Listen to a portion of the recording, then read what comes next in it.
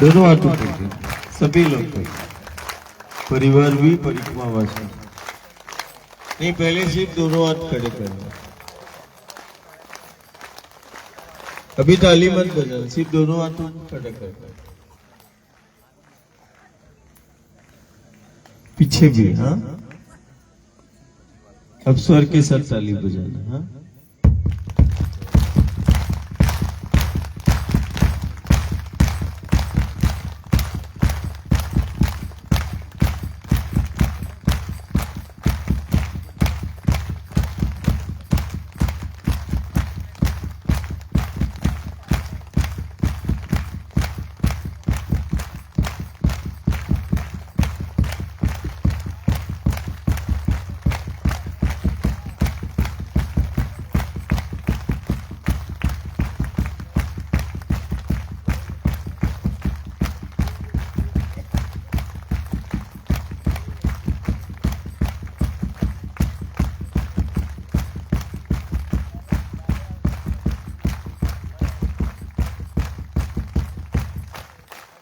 जय ओम जय ओम जय ओम मां। जय ओम जय ओम जय ओम मां। जय ओम जय ओम जय ओम मां। जय ओम जय ओम जय ओम मां। सभी बोलना। जय ओम जय ओम जय ओम मां। जय ओम जय ओम जय ओम मां। मां का स्मरण करते हैं, हाँ? ध्यान से सुनना। श्री रेवा शरणम मम, श्री शक्ति शरणम मम। बोलो।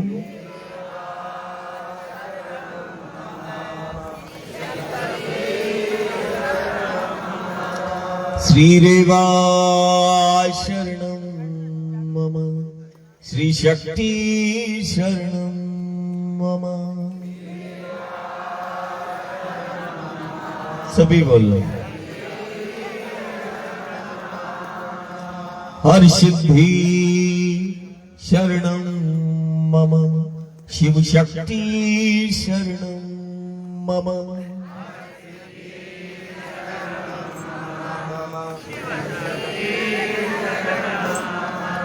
ओम श्री मां शरणम मम, ओम श्री मां शरणम मम।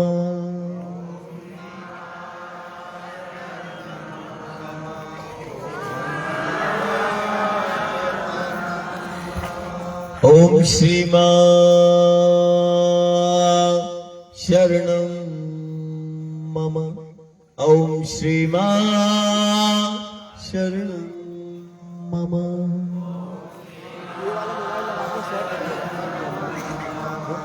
फिर ये लगा देंगे ना श्री रेवा शरणम मम, श्री रेवा शरणम मम। सभी बोलो। ध्यान रहेगा। अब थोड़ा धुन के साथ, हाँ। श्री रेवा शरणम मम, श्री शक्ति शरणम मम। ताली की सेवा देता है, ताली बजाना भी एक सेवा है। श्री रेवा शरणम मम, श्री शक्ति शरणम मम। अभी आवाज नहीं आ रहा। श्री रेवा शरणम मम, श्री शक्ति शरणम मम।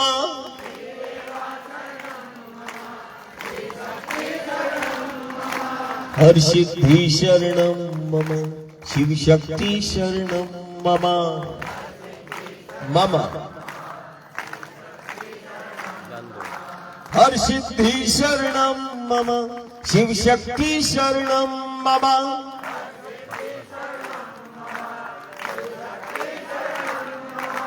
ओम श्री मां शरणं मम ओम श्री मां शरणं मम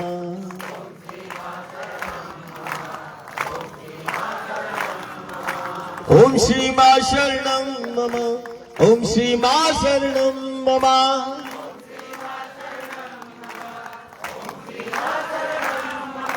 श्री रेवा शरणं मम श्री रेवा शरणं मम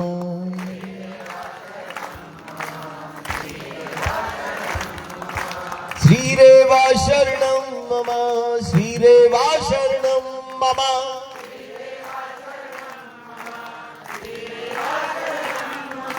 श्री रेवा शरणं मम श्री शक्ति शरणं मम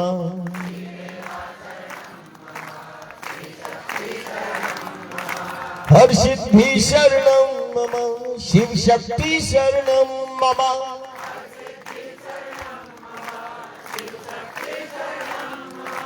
ओम श्री मां शरणं मम ओम श्री मां शरणं मम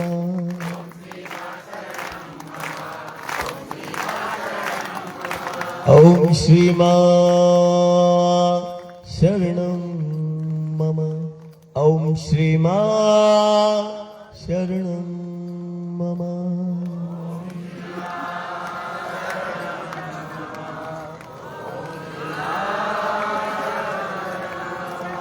जय ओम जय ओम जय ओम मां जय ओम जय ओम जय ओम मां। अच्छा, सांसों का एहसास करना भी साधना है और सांसों पर केंद्रित करना भी साधना है। ध्यान को यदि सांसों पर केंद्रित कर लिया जाए तो वो भी साधना, और सांसों का एहसास करना भी साधना, वो भी नर्मदा के पथ पर, इस आद्य शक्ति भगवती के पथ पर यदि सांसों का भी एहसास यदि हमने कर लिया तो उन सांसों के माध्यम से जो प्राण वायु का संचार हो रहा है उसी में दैवी ऊर्जा का भी संचार हो रहा है। ये असाधारण वायु में विद्यमान असीम ऊर्जा है। इसी ऊर्जा के बल पर, शक्ति पर हम वायु पर चलते हैं। तो ये केवल वायु नहीं है, वायु में असाधारण असीम ऊर्जाएं है जिसके कारण सुबह से लेकर शाम तक हम केवल वायु पर चलते हैं।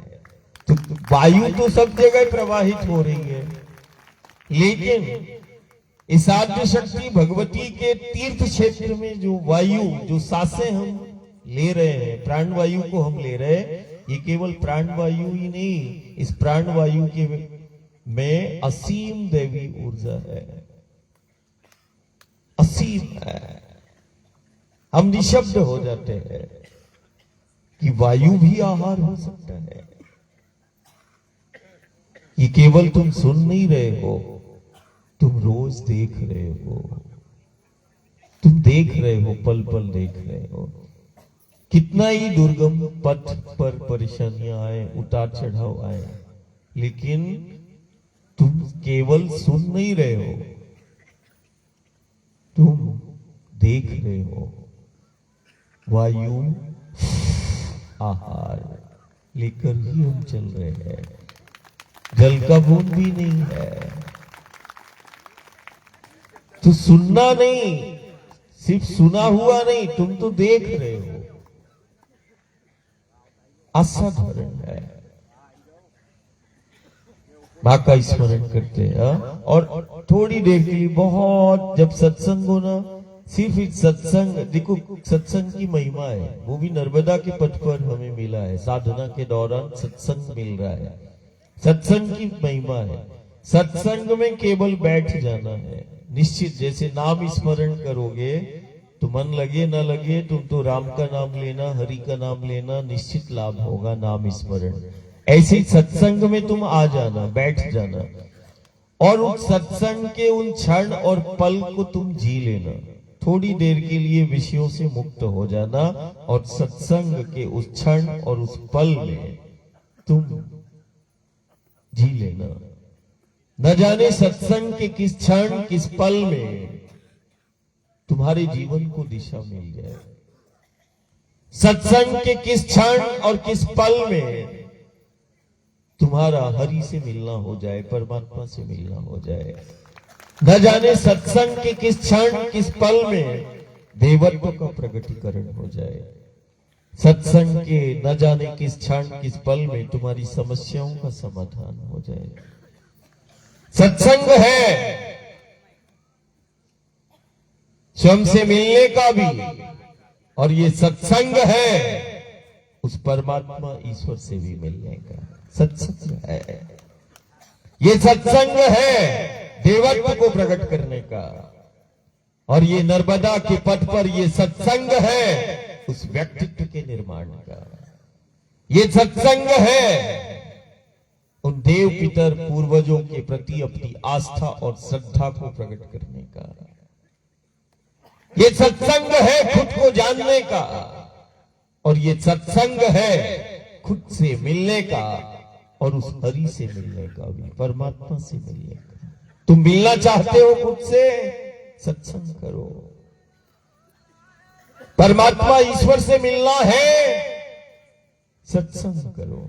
सहज है। समस्याओं का समाधान चाहते हो, सत्संग करो, मिल जाएगा।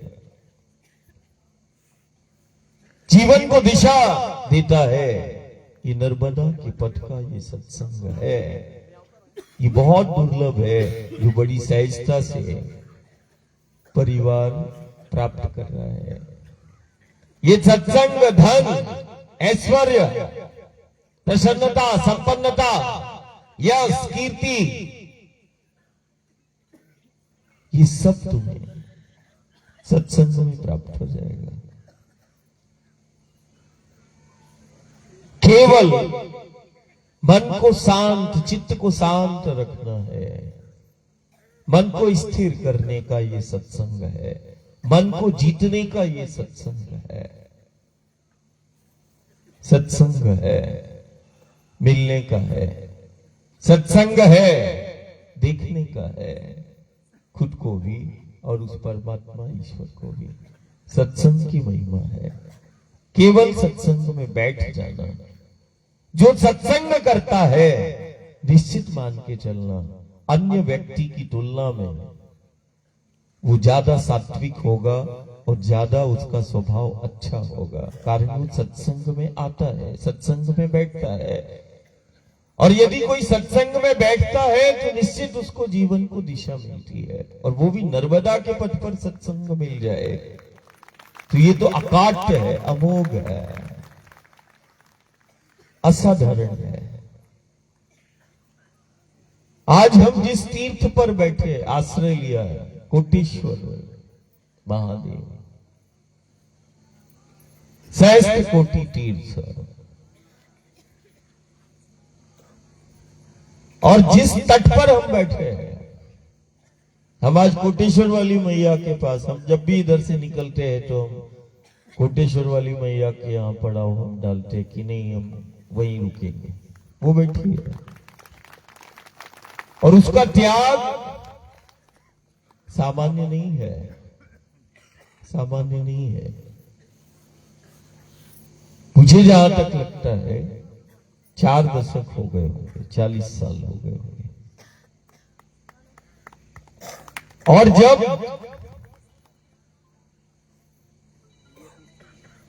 मां से बालक दूर होता है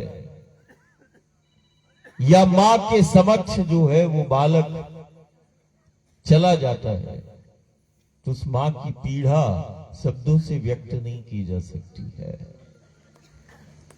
जिस मां ने जन्म दिया बालक को, वो बालक निश्चित समय अवधि के बाद वो चला जाए तो उस मां की पीड़ा शब्दों से व्यक्त नहीं की जा सकती। ऐसी ही एक मां जिसने बालक को जन्म दिया, और कुछ समय के बाद वो बालक ने देह त्याग कर दिया और उसके बाद वही जननी वो आद्य शक्ति भगवती के द्वार पर इधर पर आ गई और वो बैठ गई जिसको आज तुम कोटेश्वर वाली माई के नाम से जानते हो। ये वही है और ये वही है, इसमें कोई अतिशयोक्ति नहीं। ये वही तट है जहां शिव बालक लीला करता है, बाल लीला करता है और बाल लीला का ये तट है नर्मदा के। जैसे यमुना के तट पर कृष्ण की बाल लीला होती है, ऐसे ही नर्मदा के तट पर शिव की बाल लीला होती है। हम ये तो नहीं कह सकते, लेकिन हम ये जरूर कह सकते हैं कि उसने शिव को, शंकर को बालक के रूप में वो जरूर उसके पास आता जाता रहता है। ये हम जरूर ये कह सकते हैं। हम ये तो नहीं कह सकते, लेकिन हम ये जरूर कह सकते हैं कि नहीं, उस मां की पीड़ा और उसकी वेदना से शंकर भी बालक के रूप में, बालक को यदि दिया है तो शंकर को भी बालक के रूप में उसने देखा होगा और उसने गले लगाया होगा अपने इन्हीं 40 वर्षों में कभी ना कभी। ये प्रामाणिकता है, असाधारण है। और निष्काम भाव से जैसे सबरी बैठ जाती है गुरु आज्ञा पर, ऐसे ही कोटेश्वर वाली माई वो द्वार पर बैठ जाती है। थोड़ा सा तेज है, कभी कभी गुस्सा भी कर देती है, लेकिन उसका गुस्सा, उसका क्रोध या उसकी तीव्रता वो जितनी बाहर से कड़क जैसे दिखाई देती है, उतनी वो कोमल है, अंदर से भी है। इसमें किसी प्रकार का कोई संदेह नहीं, असाधारण है। ऐसे आज तीर्थ क्षेत्र में जहां कोटेश्वर महादेव विराजे और जहां एक मां तो पग पग में रहती है, कभी कन्या के रूप में, कभी वो बूढ़ी मां के रूप में आ जाती है, लेकिन नर्मदा के पट पर मां जरूर मिलती है ना, निश्चित मिलती है। हम एक ऐसे असाधारण शक्ति की साधना कर रहे हैं जिसका केवल दर्शन होता है। दुनिया नदी के रूप में देख रही है और हम शक्ति के रूप में देख रहे हैं।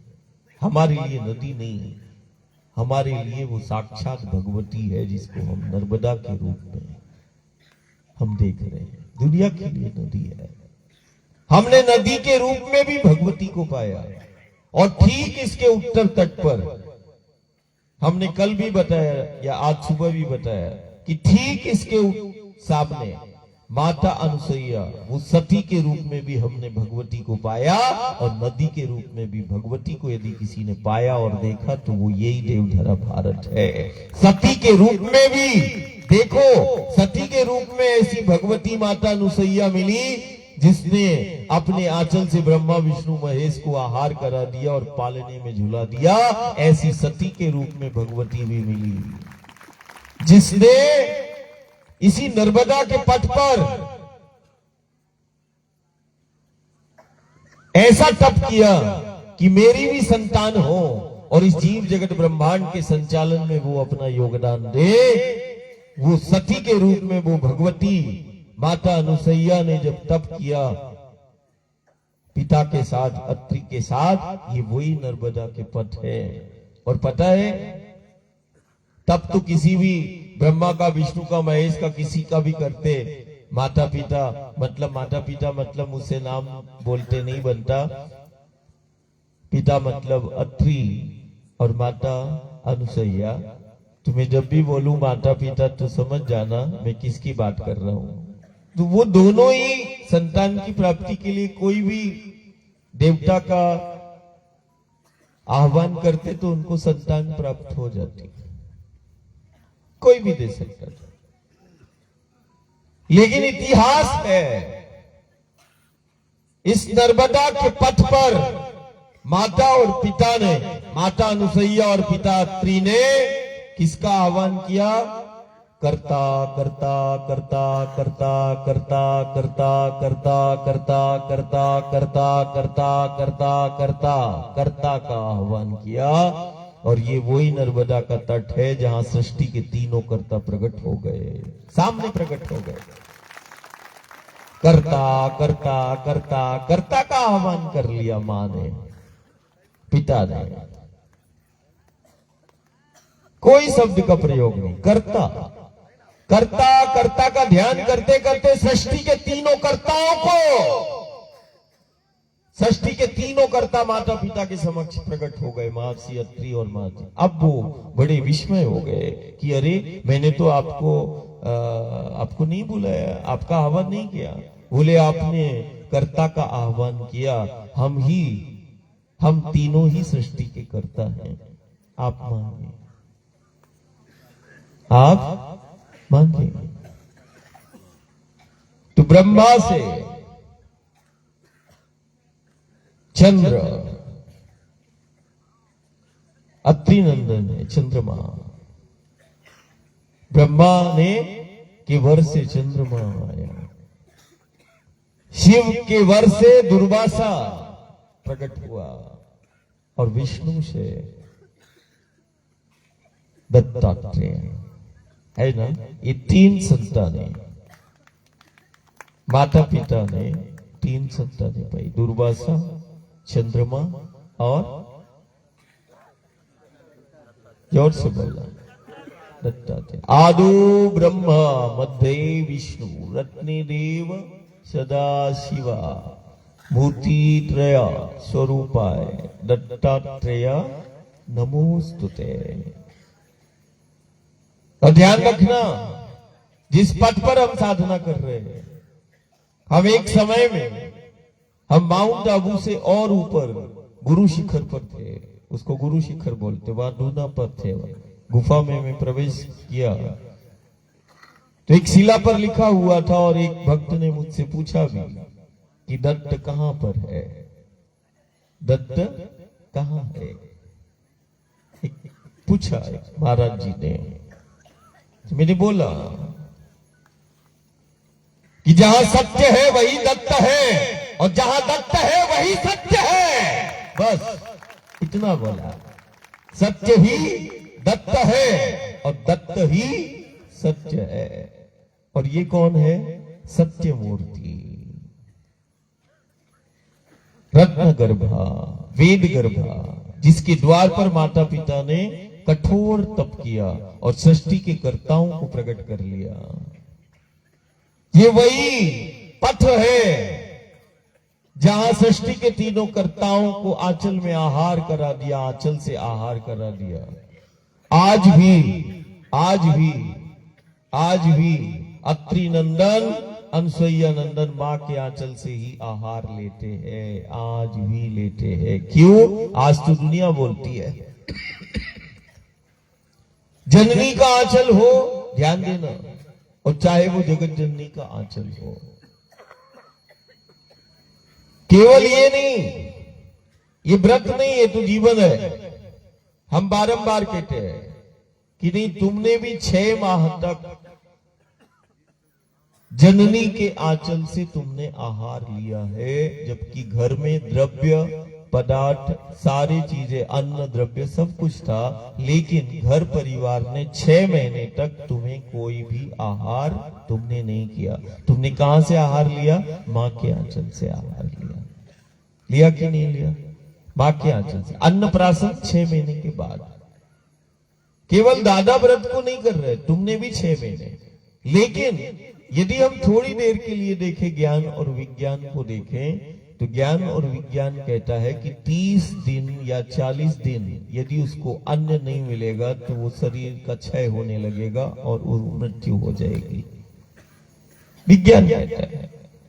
लेकिन तुम्हारा मृत्यु नहीं हुआ, 6 महीने तक तुम मां के आंचल पर सिर्फ जीवित ही नहीं रहे, वो 6 महीने में तुमने वृद्धि की और हष्ट पुष्ट 6 महीने रहे।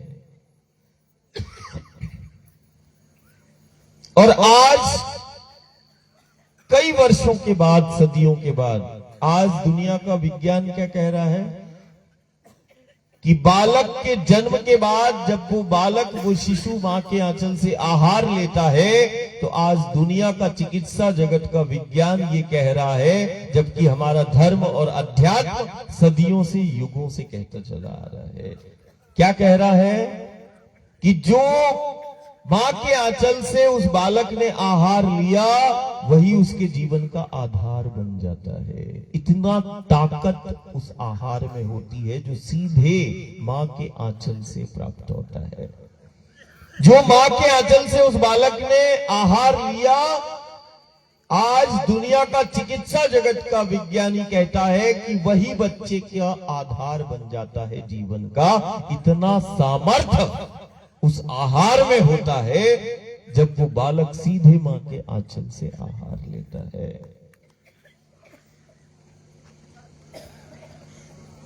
ब्रह्मा हो, विष्णु हो, महेश हो, लीला हुई।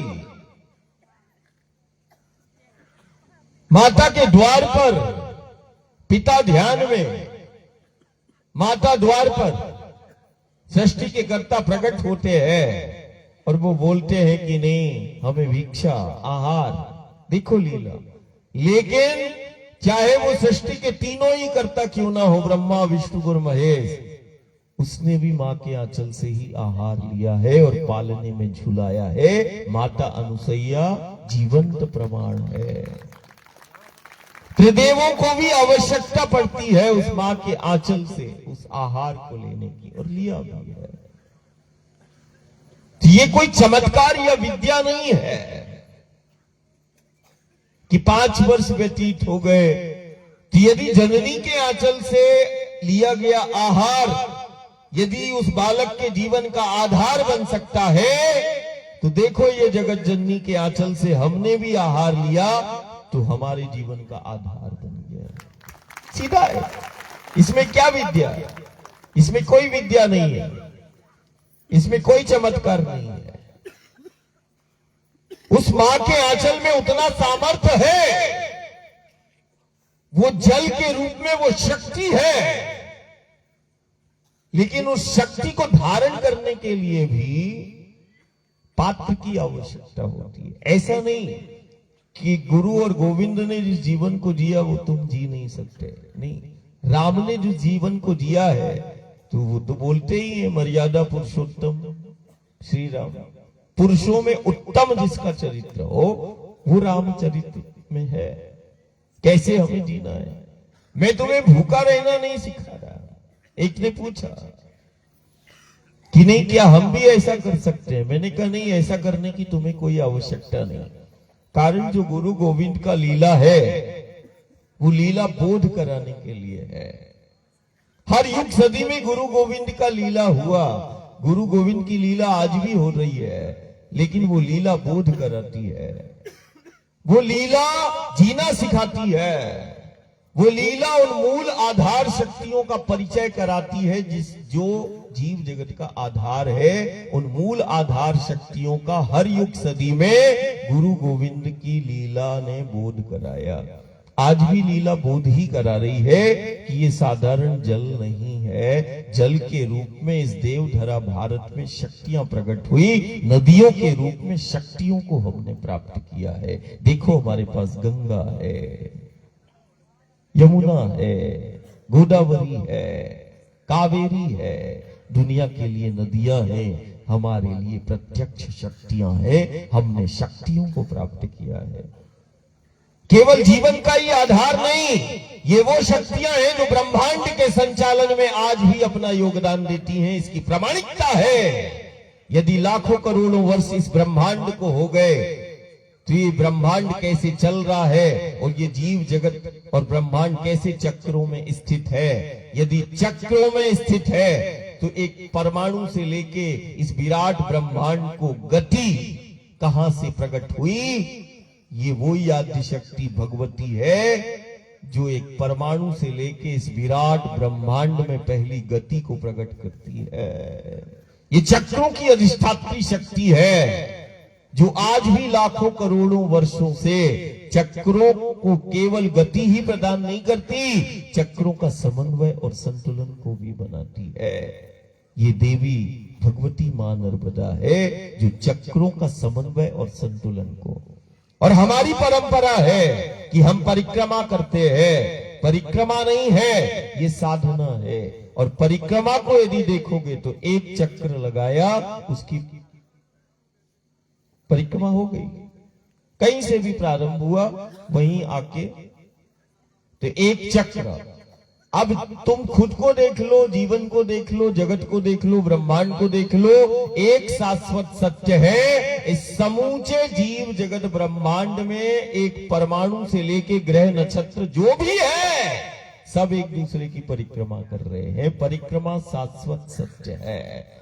चक्कर लगा रहे हैं, सूर्य देखो, चंद्र देखो, मंगल देखो, गुरु देखो, शनि देखो, पूरे ब्रह्मांड में सब एक दूसरे की परिक्रमा कर रहे हैं, एक चक्र में स्थित है। इसीलिए हम बोलते भी है कि जीवन चक्र, सुरक्षा चक्र, यहां तक कि काल भी चक्र में स्थित है। इसको ऐसे समझ सकते हैं।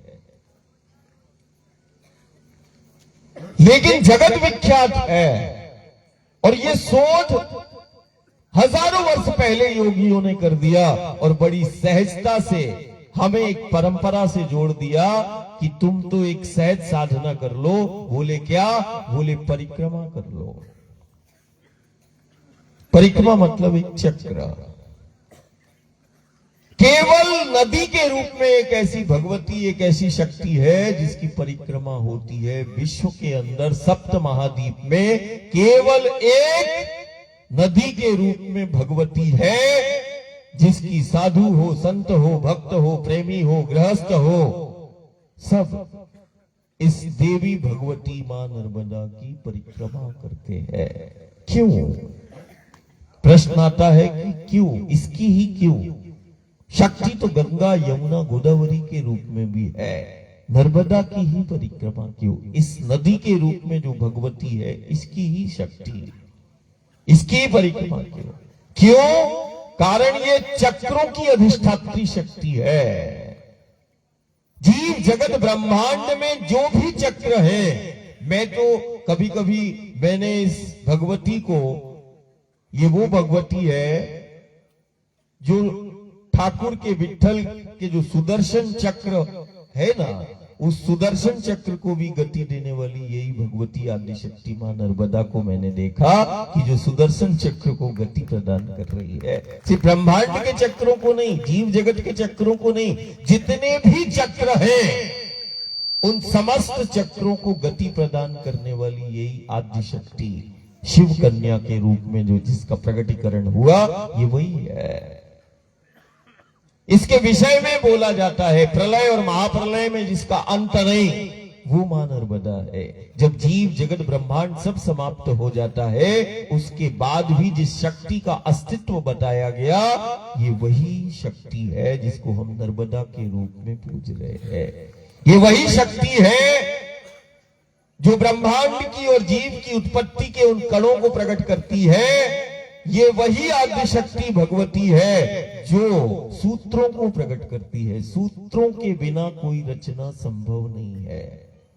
ज्ञान, विज्ञान, धर्म, अध्यात्म सब कहता है बिना सूत्रों के कोई निर्माण नहीं, और बिना सूत्रों के कोई संचालन नहीं हो सकता। संचालन यदि जीव जगत ब्रह्मांड में देख रहे हो तो उसके भी सूत्र होंगे, और यदि कोई रचना देख रहे हो तो उसके भी कोई सूत्र होंगे।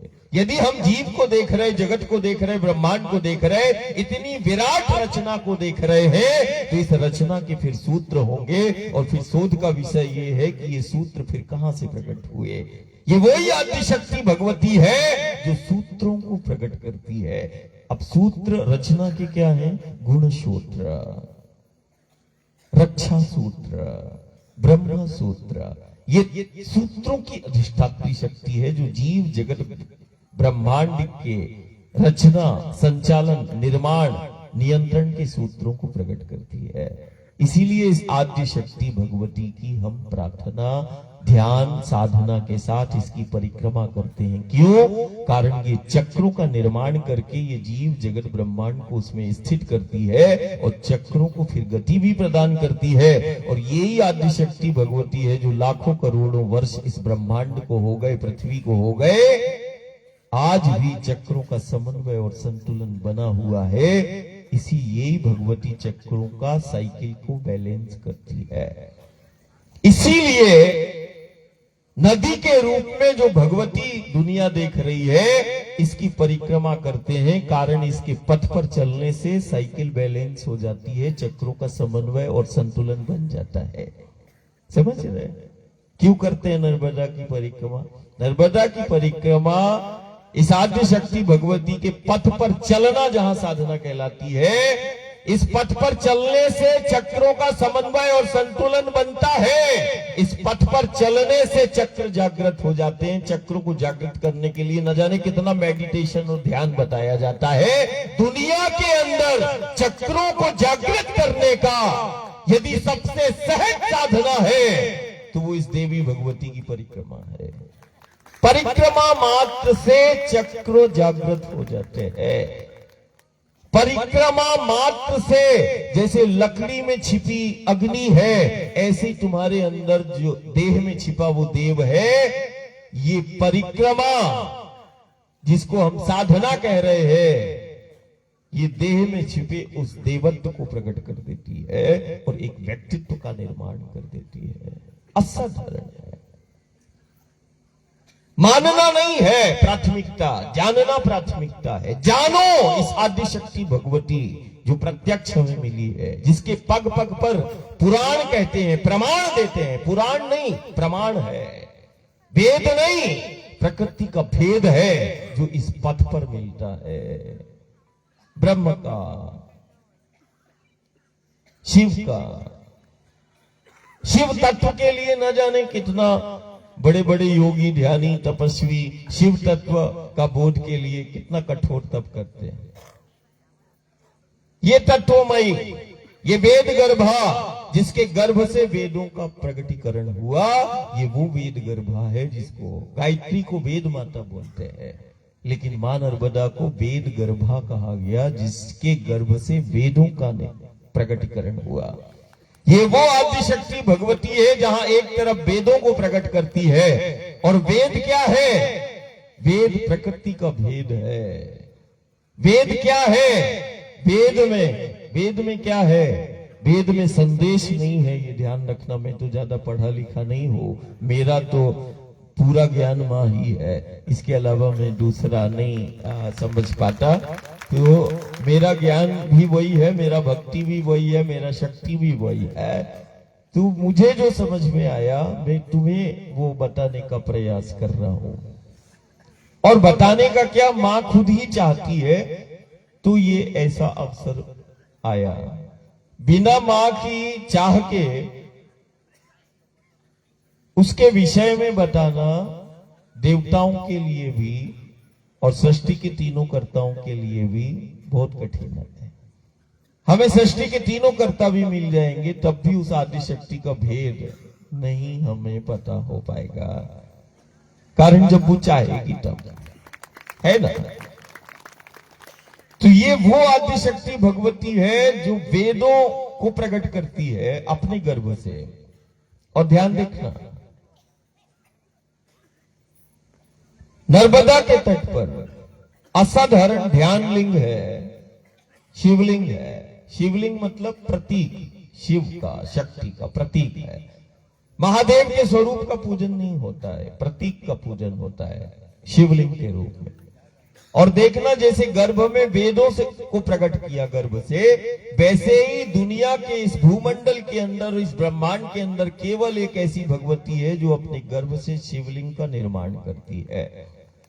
दुनिया के अंदर जो भी तुम शिवलिंग को देख रहे हो, उसके मूल में यही आद्य शक्ति भगवती है। जैसे हम यूं भी कह सकते कि ये शिव के चित्त की चेतना है।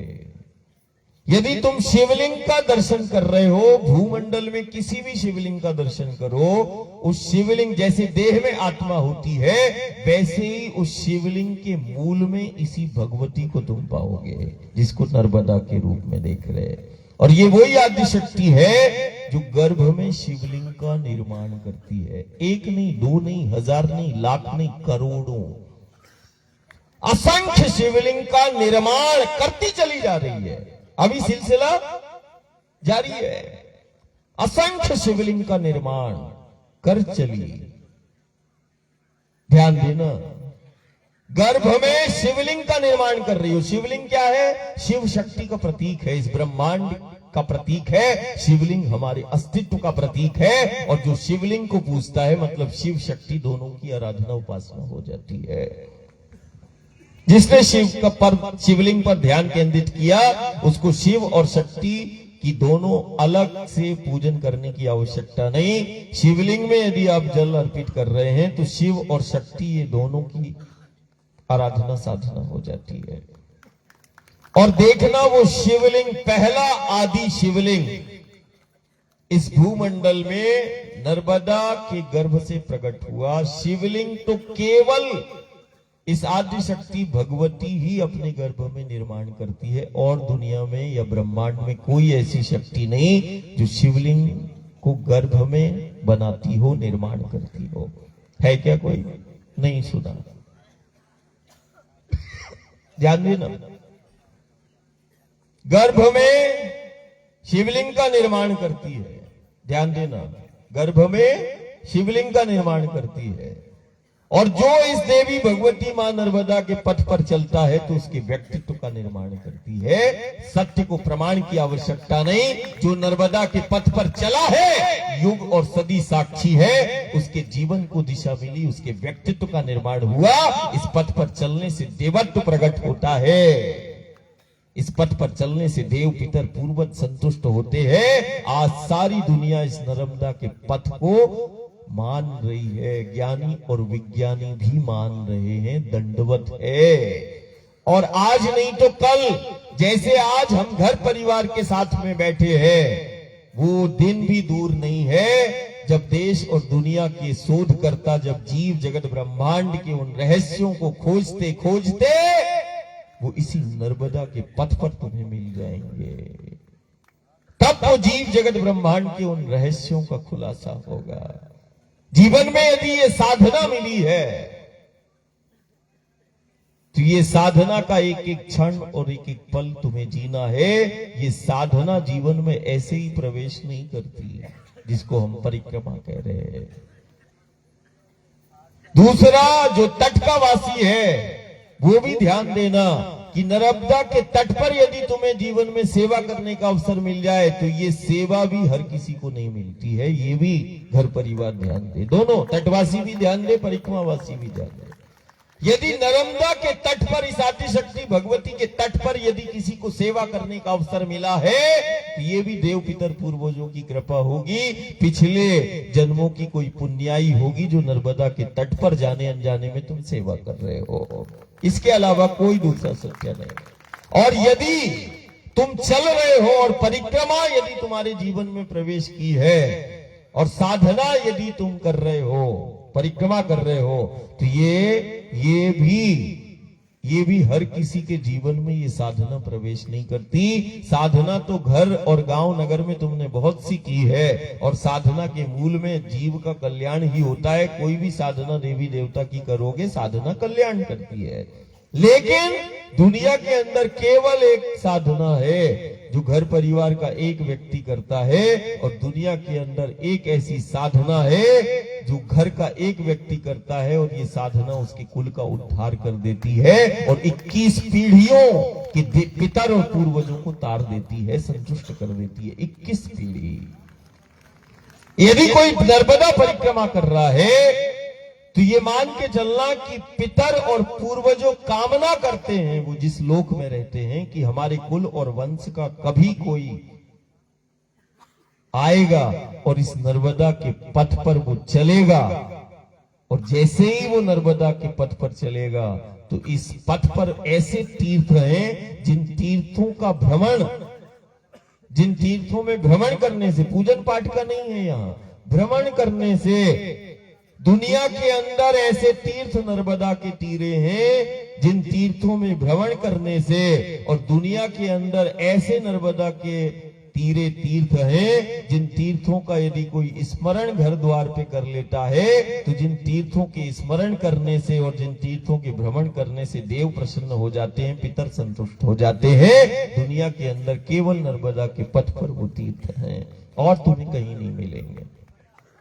तीर्थ जाओगे, पूजा करोगे, ध्यान करोगे, साधना करोगे, तब फल पाओगे। लेकिन नर्मदा के पथ पर ऐसे तीर्थ हैं जिन तीर्थों पे केवल यदि जाने अनजाने में, जैसे नाम स्मरण है, मन लगे ना लगे तुम तो राम का नाम लेना, कुछ तो लाभ होगा, ऐसे ही नर्मदा के पथ पर जाने अनजाने में भी यदि कोई भ्रमण कर लेता है तो वो भले ना जान पाए उसका मन और बुद्धि, लेकिन उसको जीवन में कोई ना कोई लाभ मिलता है। कारण वो नर्मदा के तीर्थ का ये प्रताप है कि तीर्थों में, इन तीर्थों में भ्रमण करने से,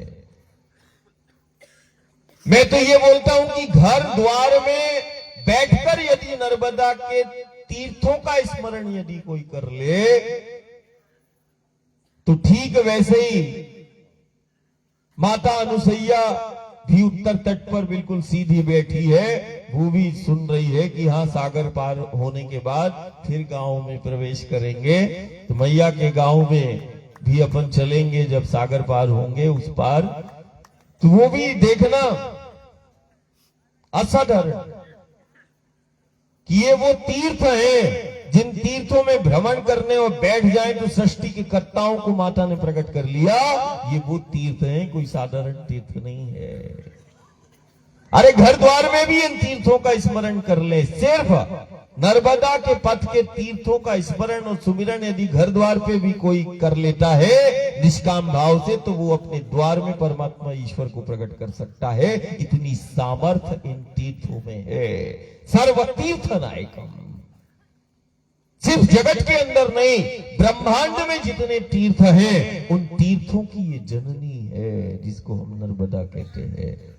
तो शंकर के मुख से निकला सर्व तीर्थ नायकम नमामि देवी नर्मदे, सब तीर्थों की अग्रज, सर्व तीर्थमयी एक शक्ति को हम देख रहे हैं नदी के रूप में, और एक और शक्ति है जिसको हम सर्वदेवमयी बोलते हैं, जिसको हम गौ माता के रूप में देख रहे हैं। दुनिया के लिए पशु है, हमारे लिए गौ वो साक्षात भगवती का, शक्ति का स्वरूप है। उसी गौ से हमारे गांव नगर में प्रसन्नता और संपन्नता है। गौ भी हमारा आधार और गंगा नर्मदा भी हमारा आधार।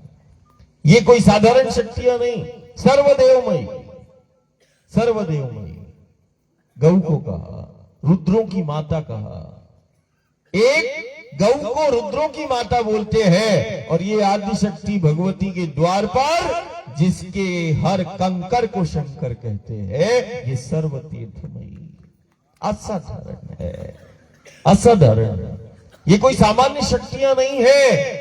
जाने अनजाने में भी यदि तुम इन शक्तियों की निकटता में कुछ मास दिवस रह गए, तो ये वो शक्तियां हैं जिनकी निकटता में देवत्व प्रकट हो जाता है। ये वो शक्तियां हैं जिनके पथों पर यदि कोई साधारण सा नर भी चलता है तो नारायण के पद को प्राप्त कर लेता है। ये वो शक्तियां हैं जिनकी निकटता में यदि कोई आ गया तो परमात्मा ईश्वर अपना स्वरूप उसको दे देता है। ये वो पथ है, ये वो पथ है मानव से महामानव बनने का। ये पथ है नर से नारायण बनने का। ये पथ है आत्मा से परमात्मा का केवल साक्षात्कार ही नहीं, ये वो पथ है जहां तुम्हें परमात्मा ईश्वर साक्षात मिल जाता है। साक्षात्कार की साधनाएं तो बहुत सारी है। आत्मा का साक्षात्कार, परमात्मा के साक्षात्कार के लिए बहुत सारी विधियां और साधनाएं बताई गई, लेकिन दुनिया के अंदर केवल एक ऐसी साधना नर्मदा परिक्रमा है जो साक्षात परमात्मा से भी मिला देती है, और आत्मा और परमात्मा का साक्षात्कार तो कराती ही है, साक्षात तुम्हें मिला देती है। ये वो साधना है जो मूल आधार शक्तियों का परिचय कराती है। तुमने देखा होगा गोवर्धन, कामदगिरी, गिरनार, एक गोवर्धन की सामर्थ्य देखो, एक कामदगिरी की सामर्थ्य देखो। नर्मदा के तीरे विंध्याचल और सतपुड़ा की इन पर्वत श्रृंखलाओं में सहस्त्र गोवर्धन और सहस्त्र कामदगिरी की ये श्रृंखला है। उसके मध्य में ये देवी भगवती, जिसको हम जल की धारा के रूप में देख रहे, ये वो शक्ति है जो जीव जगत ब्रह्मांड का आज भी संचालन कर रही है। असाधारण है। ये वो आदि शक्ति भगवती है कि इसका कोई परमाणु से लेकर इस विराट ब्रह्मांड में कोई ऐसी चीज हम नहीं देख पा रहे जिसमें इस भगवती को मैंने देखा ना हो, शक्ति को देखा ना हो। हर एक चीज में असाधारण है। हमारे पास शब्द नहीं है। लेकिन जीवन में यदि जाने अनजाने में भी तुम यदि इस शक्ति की निकटता में आ गए हो और इसके घर द्वार से मां के इस भगवती के द्वार पर पहुंच चुके हो और कुछ जीवन के क्षण, कुछ मास, 4 महीने, और 4 महीने में भी 1 माह हो गया, 3 माह शेष है, वो भी पता नहीं चलेगा। अभी 1 सप्ताह के अंदर हम सागर को पार कर लेंगे और हम किस तरफ हैं? जहां सागर मां से मिलता है। हम ये नहीं बोलते कि मां जहां सागर से मिलती है, नहीं, इतना बड़ा नहीं है वो महासागर कि हम बोले कि मां सागर से मिलती है। नहीं, सागर जहां मां से मिलता है, लुढ़क लुढ़क के आ जाता है। 30 किलोमीटर इसी तरफ लुढ़कते आता है। और केवल आज भी दुनिया के विज्ञान के लिए ये आज भी रहस्य है कि केवल नदी के रूप में जो इस देवी भगवती को हम देख रहे हैं और विज्ञान कहता है ये नदी है। कोई भी नदी यदि महासागर से मिलेगी तो उसमें मिल जाएगी, लेकिन ये आद्य शक्ति कभी सागर से मिलती नहीं है। लेकिन लौकिक दृष्टि से हम देख रहे हैं। हर एक कल्प में हमने इसको देखा। एक कल्प में ये आद्य शक्ति सागर में ही विद्यमान थी, सागर में ही थी। और जब देवताओं को बल प्रदान करना था, अजर अमर करना था, तो उसी कैलाश में गूढ़ रहस्य को देवताओं को बताया गया कि तुम एक काम करो, सागर का मंथन कर लो तो तुम्हें अमृत भी मिल जाएगा, तुम्हें रत्न भी मिल जाएंगे, सब मिल जाएंगे और तुम अजर अमर हो जाओगे। ये अमृता है। सागर का मंथन हुआ, सबने देखा कि अमृत निकला उस कलश में। जैसे कलश लेके हम चल रहे हैं तो इस कलश में क्या है? वो अमृता है जिसका क्षय नहीं हो सकता, शक्ति है। ऐसे ही सागर के मंथन में वो यही आदि शक्ति भगवती है जो देवताओं को अमर कर दिया, देवताओं को अमर कर दिया, शक्तिशाली बना दिया। यही है सागर के मंथन से भी कलश में, यही है। और यही है वो आनंद मूर्ति जिसके कारण विठ्ठल, वो कृष्ण भी मोहिनी का रूप धारण करते हैं। राक्षसों के लिए नहीं, आसुरी प्रवृत्ति के लिए नहीं, हम उसको समझ नहीं पाए मोहिनी का रूप धारण कैसे हुआ। इसका प्रभाव इतना ज्यादा है, इसका प्रभाव ऐसा है कि कोई भी आएगा, कोई भी आएगा, इसके प्रभाव से कोई भी बच नहीं पाया। असाधारण है शक्ति। बहुत धीरे धीरे धीरे संगम की तरफ हम जा रहे हैं और जैसे सागर मिला मां से, ऐसे ही हमारी प्रार्थना है जो मां के पथ पे चल रहे हैं वो कम से कम एक चीज तो कर लें कि अपनों से वो मिल जाए, एक रंग एक संग हो जाए, तब भी हो जाए। उसमें तट परिवर्तन होगा और तट परिवर्तन कोई साधारण क्रिया नहीं है, ध्यान रखना। तट परिवर्तन कोई साधारण नहीं है कि ऐसा दक्षिण से उत्तर किया, सागर पार करना है, 2 घंटे में हो जाएंगे। तट परिवर्तन का संबंध जो है जीव जगत ब्रह्मांड की समस्त क्रियाओं के मूल में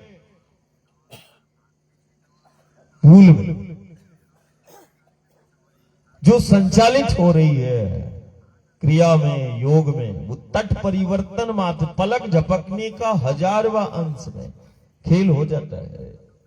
तट परिवर्तन सिर्फ लौकिक दृष्टि से नहीं देखना कि रेवा सागर संगम जाएंगे, बोट मिलेगी, बोट में बैठ जाएंगे, सागर पार हो जाएंगे, उत्तर तट पहुंच जाएंगे, फिर वहां से चालू हो जाएंगे। सबसे पहले तो जहां मिलना होता है वहां सृजन शक्ति अन्य स्थानों की अपेक्षा ज्यादा होगी, और जहां सागर मिलता हो भगवती से, ब्रह्मांड की असाधारण घटना इस भूमंडल पर हुई। महासागर मिला, सागर मिला भगवती से, कितना प्रकट हुआ होगा वो दैवी ऊर्जा वहां संगम में। फिर इसके बाद तट परिवर्तन कर रहे हैं। तट परिवर्तन का संबंध तुम्हारे जीवन से है। तट परिवर्तन का संबंध जो है कि केवल तट परिवर्तन ही ना हो, लौकिक दृष्टि से तुम्हारे जीवन में भी परिवर्तन आ जाए, तब तो बात है तट परिवर्तन का। नहीं तो फिर क्या है? यदि सागर भगवती से मिला है तो हम भी सागर जहां मिला है संगम तक, हम भी एक रंग में रंग जाएं, हम भी अपनों से मिल ले, है ना? यदि मिल गए तो निश्चित मान के चलना, जैसे सागर भगवती से मिला है, हम भी उस आद्य शक्ति से मिल जाएंगे। और जब हम हम तो उसी के निकट है, तो गुरु गोविंद और शंकर तो वैसे ही मिल जाएगा, उसको अलग से मिलने की वो नहीं करना है, वो तो ऐसे ही मिल जाएगा तुम्हें। कारण जब भगवती का ही द्वार मिल गया तो परमात्मा ईश्वर कहाँ जाएगा? उसी माई के द्वार, माँ का द्वार ही द्वारका माई है, द्वारकाधीश कहीं और नहीं है। माँ का द्वार ही द्वारका माई जानो, ऐसा गुरु का आदेश मानो। द्वारका माई केवल शिरडी में नहीं है। द्वारका माई बोले द्वारका माई में दादा बाबा रहते हैं, सही बात है, हम द्वारका माई में ही रहते हैं, आज भी रहते हैं, लेकिन तुमने समझ नहीं पाए कि द्वारका माई किसको बोलते हैं। मैं तो ये बोलता हूं कि हर युग में मां के द्वार पर ही वो परमात्मा ईश्वर मिला है। हर युग में, हर सदी में मां का द्वार ही द्वारका माई है, जहां जगन्नाथ, बद्रीनाथ, केदारनाथ, सिद्धनाथ, सब नाथ, नवनाथ सब मां के द्वार पर ही है। मां का द्वार ही द्वारका माई जानो, ऐसा हमारा आदेश मानो, है ना? सीधा सीधा मां का द्वार ही, मां का द्वार ही, मां का द्वार, मां का द्वार, मां का द्वार द्वारका माई। और द्वारका माई में युग और सदी साक्षी है कि परमात्मा ईश्वर तुम्हें मिलेगा, निश्चित मिलेगा, बैठा हुआ मिलेगा। जैसे घर परिवार में तुम बैठते हो, वैसे मां के द्वार में वो बैठते हुए मिलेगा, चलते हुए मिलेगा। लेकिन एक अकाट्य सत्य है कि मां के द्वार पे तो परमात्मा ईश्वर मिलेगा, भले तुम्हारा मन, बुद्धि और इंद्रियां और अहंकार उसको स्वीकार करे ना करे, लेकिन मां के द्वार पर तो वो प्रत्यक्ष मिलेगा, है ही नहीं, मिलेगा। इसी भाव के साथ और ध्यान रखें कि जैसे आचार्यगण रोज अपने को बताते हैं, तीर्थ क्षेत्र की स्वच्छता, पवित्रता को बनाए रखो।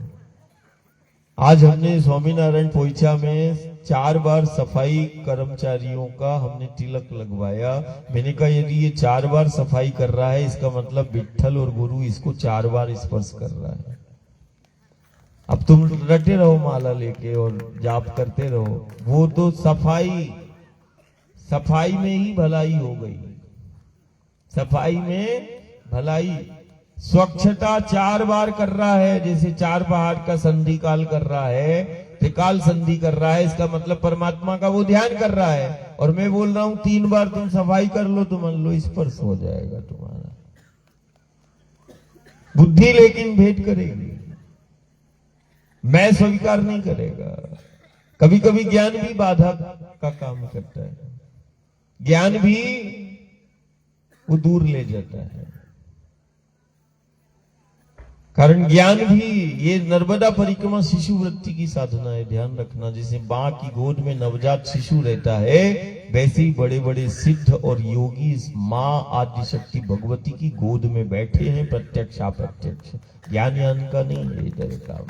माँ की गोद में बैठे हैं सिद्धों के सिद्ध, योगियों के योगी और योगेश्वर, जिसको हमने बोला योगेश्वर, जो इसी आदिशक्ति भगवती के द्वार पर 5000 वर्ष पहले आते हैं, यमुना के तट पर गोपियों के संग लीला करते हैं, और इसी नर्मदा के पथ पर वो योगियों के संग लीला करते हैं। यमुना के पथ पर विट्ठल को देखा गोपी के संग, और वही नर्मदा के पथ योगियों के संग भ्रमण करता है, वही तो है।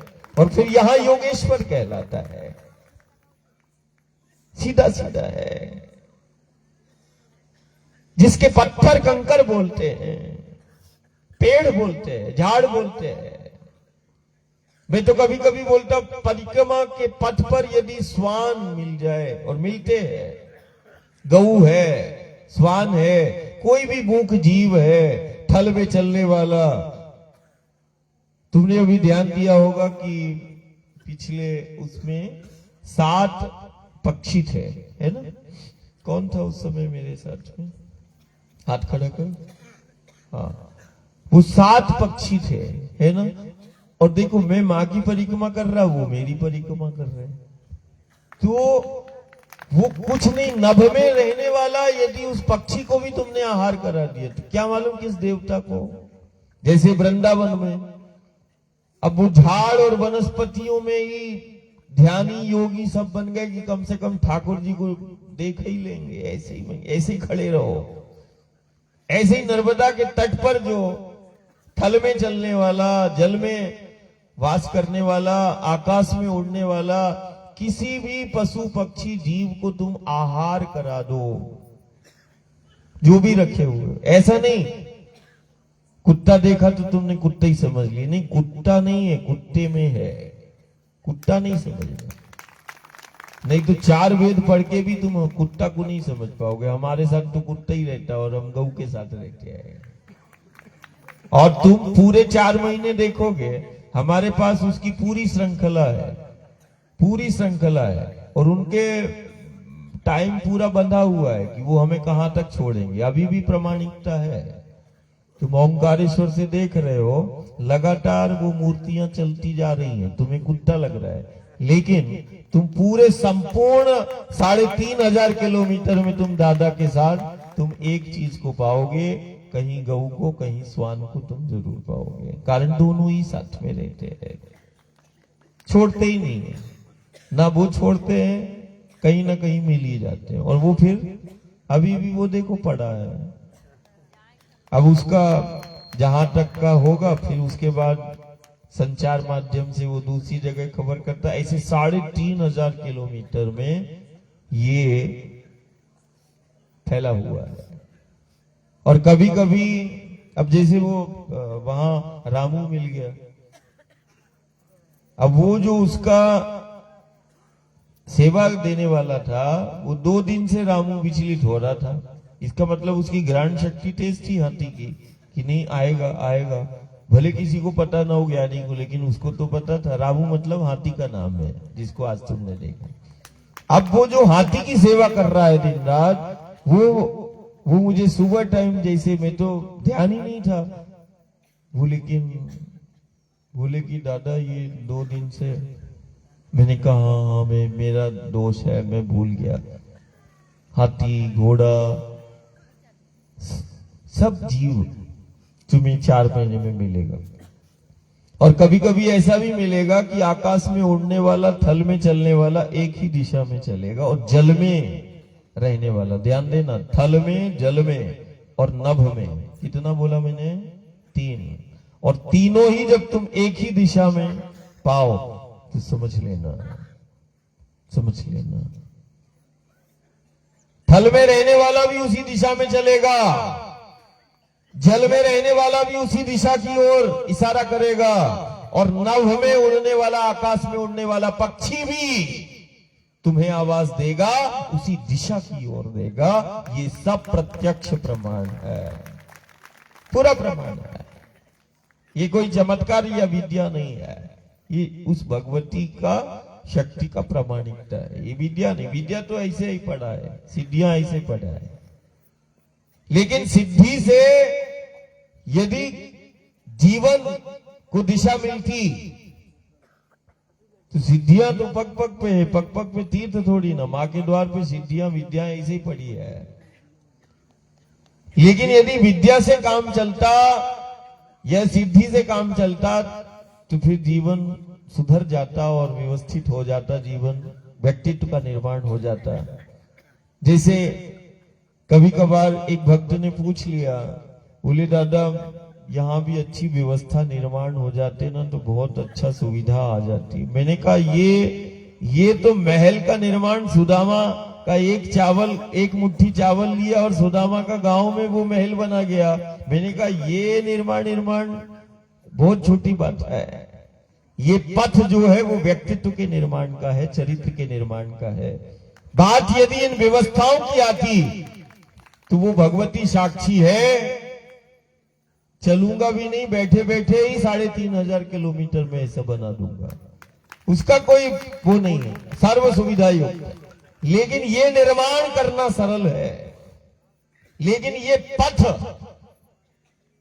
ये निर्माण के लिए नहीं, ये पथ है चरित्र के निर्माण का, ये पथ है व्यक्तित्व के निर्माण का। इसीलिए इसको दुर्गम और इतना कि सीमित साधन व्यवस्थाएं हो, प्राथमिक चीजें हो। ज्यादा यदि कर लिया तो फिर तुम साधना कहां से करोगे? साधना ही नहीं हो पाएगा, चरित्र निर्माण ही नहीं हो पाएगा, व्यक्तित्व का निर्माण ही नहीं हो पाएगा। क्यों? भौतिक साधन संसाधन हमने भर दिए, अब कहां से करेंगे? फिर तो तुम घर और इसमें कोई अंतर ही नहीं। हाँ, लेकिन ये जरूर है जहां बहुत कम व्यवस्थाएं है वहां जरूर घर परिवारों को बोलते हैं कि नहीं, जो साधना में साधु संत परिक्रमावासी आते उतना तो छाया करना है। तो कुछ जगह पर कुछ वर्ष बाद वो भी हो जाएगा, वो भी लगा हुआ है।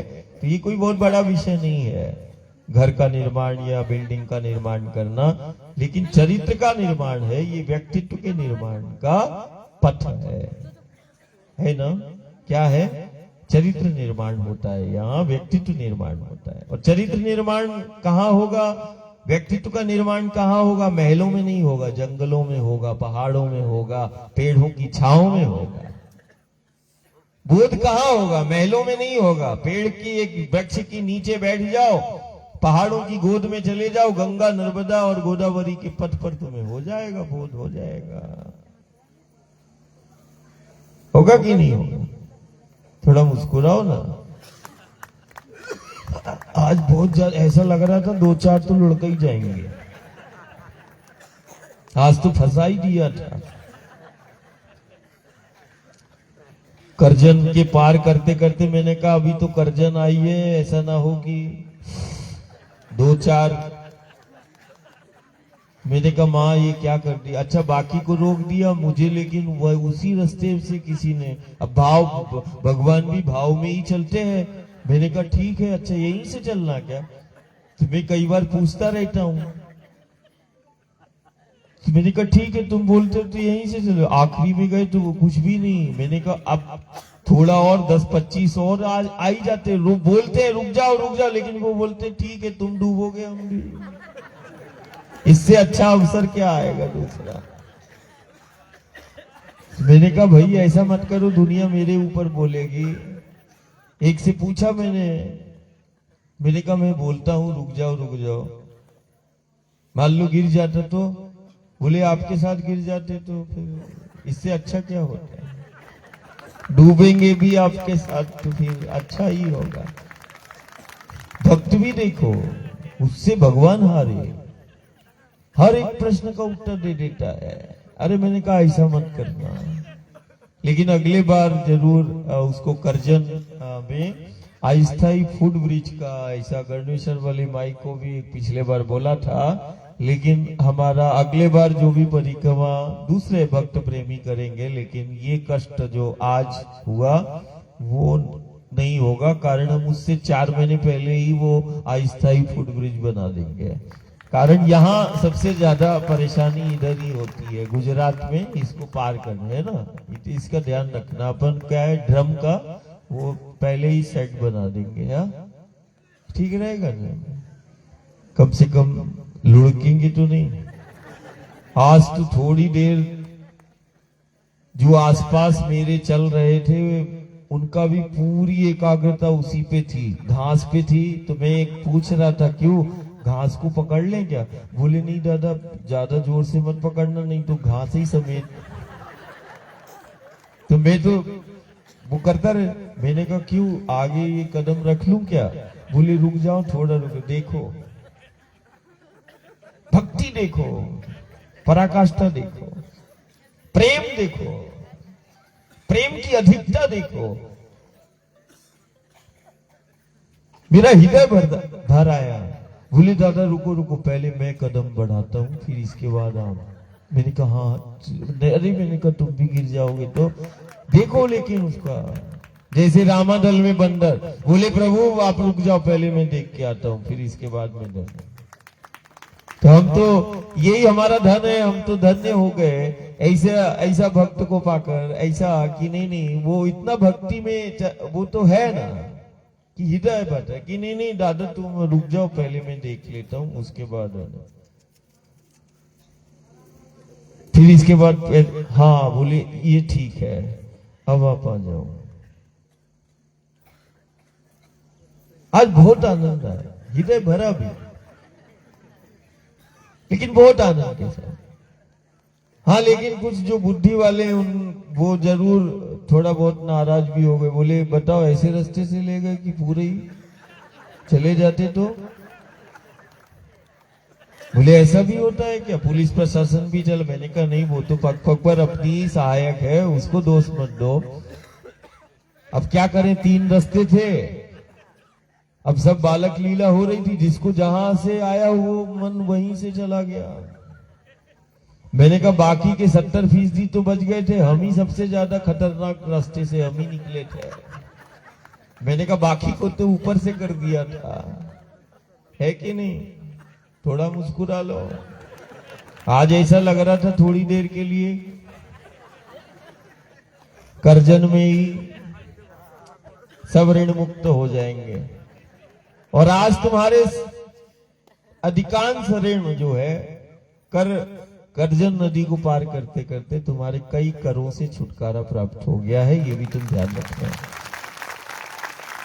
करजन को पार जिसने किया है वो कई प्रकार के कर जो है तुम उससे मुक्त हो चुके हो, उसके बाद तुम कोटेश्वर में आए हो। ये भेद जरूर हम तुम्हें बता देते हैं कि तुमने सोचा कि करजन नदी पार कर रहे हैं, नहीं, करों से मुक्ति जो करती है वो करजन भगवती है। वो जिसको पार किया तो थोड़ा तो कष्ट आएगा। अब कर लिया है, ब्याज वो क्या बोलते हैं उसको, बैंक से लेते कर्ज है ना, अब लिया है, अब चुकाने में सांसें फूल रही हैं। अब कुछ तो ऐसे ही करजन को पार करने में यदि थोड़ा बहुत चित्त वैसा हुआ हो तो अब तुम प्रसन्न हो जाना। क्यों? कारण करजन को तुमने पार किया, मतलब कई प्रकार के जो कर तुम्हारे ऊपर थे तुम उससे आज मुक्त हो गए हो। और जब करों से मुक्त होगे तब तो तुम सागर को पार करोगे, नहीं तो सागर पार भी नहीं हो पाते। तो उससे पहले भगवती की वो लीला ऐसी यहाँ पर होती है, पोइचा और कोटेश्वर के बीच में, है ना भाई? अब तो कोई शिकायत नहीं। एक भक्त तो परिवार बिल्कुल आगे बोले कि नहीं, ये तो मैंने बोल ही दिया कि ये कौन से रास्ते से, पहले से नहीं पता रहता है क्या? अब पता तो रहता है लेकिन भगवती की लीला रहती है, अब क्या करते हैं, हमें भी नहीं पता रहता है। हम भी उस भाव में आ जाते हैं, बोले यही रास्ता है क्या, चलो यही देख लेते हैं। अब चले गए, अब वहां पर बीच में फंस गए। किसी ने बोला ना, अरे भैया वो नाव से पार हो भी गए, तो एक ने बोला कि अरे एक ही बार बैठना था नाव में, अरे ज्यादा कर्जा था इसीलिए तुम गुरु के संग में हो, इसीलिए तुम्हें, है कि नहीं, कोई दिक्कत नहीं, तुमने करजन को पार किया है, नर्मदा जी को थोड़ी ना पार कर लिया। तुम्हारे ऊपर लोड ज्यादा था, तो जब गुरु कृपा होती है, गुरु साथ में चल रहा है तो तुम्हें व्यवस्था देगा ना कि नहीं तुम ऐसे नहीं कर पाओगे, तुम एक काम करते है ना। तो ऐसा नहीं है कि नहीं, कई लोग अब युग सदी के हिसाब से, नहीं तो कई के दिमाग में अपना फितरती दिमाग रहता है, एक कई बार नाव में बैठना था, तुम आज बैठ गए। ऐसा नहीं करना है ना, कोई बात नहीं। क्यों? कारण ज्यादा लोड था, कर्जा इतना ज्यादा रखा है कि तुम अकेले यदि जाते तो तुम ही डूब जाते, तो हमने नाव पे बिठा दिया, तो जो मान लो बैठा है उसको ठीक है, कोई दिक्कत नहीं है ना। कारण लेकिन कर्जा से तो तुम मुक्त हो गए, कर्जन ने तुम्हें कर्ज से मुक्त कर दिया। जो भी कर्ज और जो भी कर तुम्हारे ऊपर लगे थे, टैक्स लगे थे, वो सारे टैक्स आज अपन ने भर दिए। अब अपन सागर से पार हो जाएंगे। अरे सागर क्या, आज तुमने निर्धारित कर लिया, तुम तो भाव सागर से पार हो जाओगे। आज तुमने वो भी निश्चित कर लिया, सागर क्या, भाव सागर से पार हो जाओगे। तुमने कर्जन को पार कर लिया है। थोड़ा सा कष्ट हुआ, उसके लिए चित्त में कुछ ज्यादा विषय नहीं रखना, है ना। और अब भेद खुल गया है तो अब तो बिल्कुल भी नहीं रखना, है ना। टैक्स मतलब सब भर चुके हैं, कारण तुमने चोरी वोरी की होगी तो उसमें तुम भर नहीं पाए, मतलब दायित्व कर्तव्य नहीं कर पाए होगे। माटी के प्रति, समाज के प्रति, राष्ट्र के प्रति, अपनों के प्रति दायित्व कर्तव्य रहते हैं, उससे भी वो टैक्स लगते गए, लोड ज्यादा हो गया। और हर कोई कर्जन को पार करता नहीं है, जो परिक्रमा में है वही करेगा। तो कर्जन को पार किया है, मतलब तुम्हारे ऊपर जितने भी टैक्स थे और उससे संबंधित जो भी जांचें चल रही थी, वो सब जांचों से तुम मुक्त हुए। अब बढ़िया भाव से भी पार हो जाओगे और सागर पार भी कर लोगे, है ना। थोड़ा मुस्कुराओ।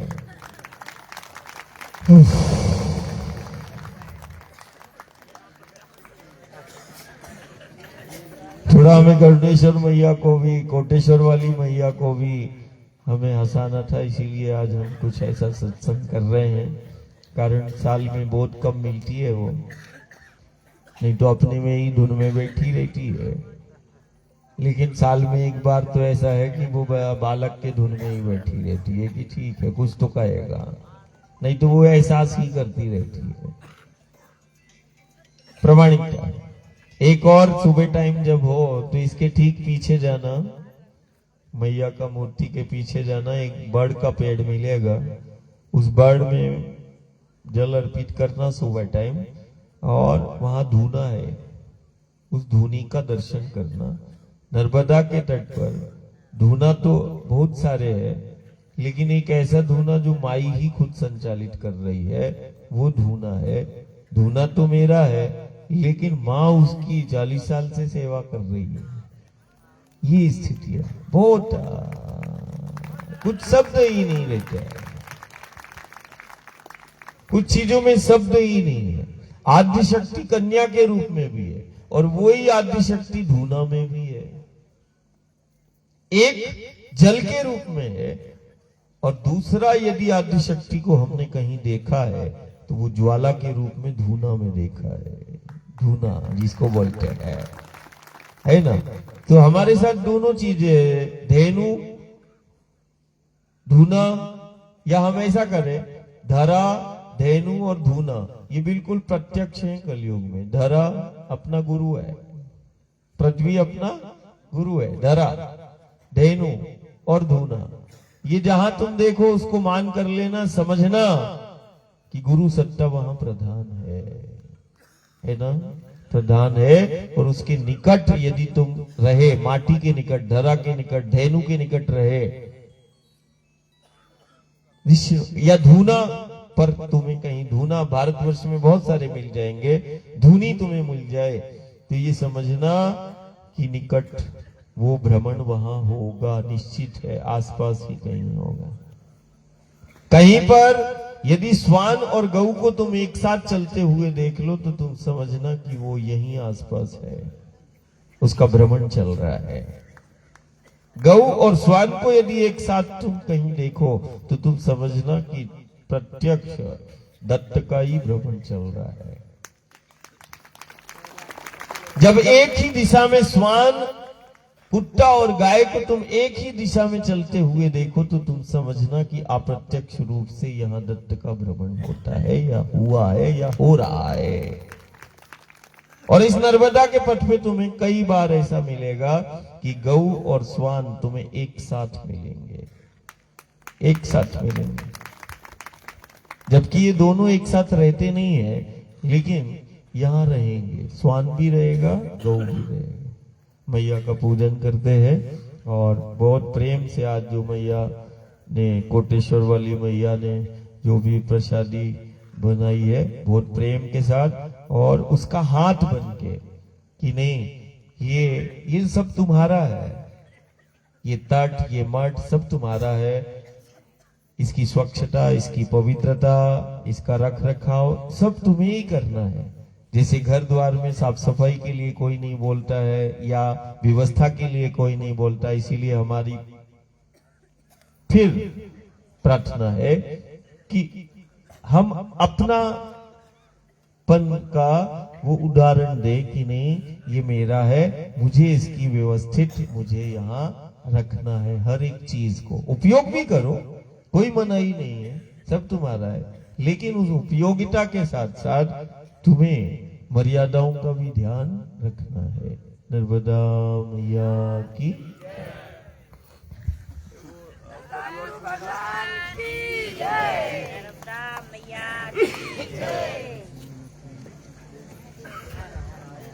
नर्मदे हर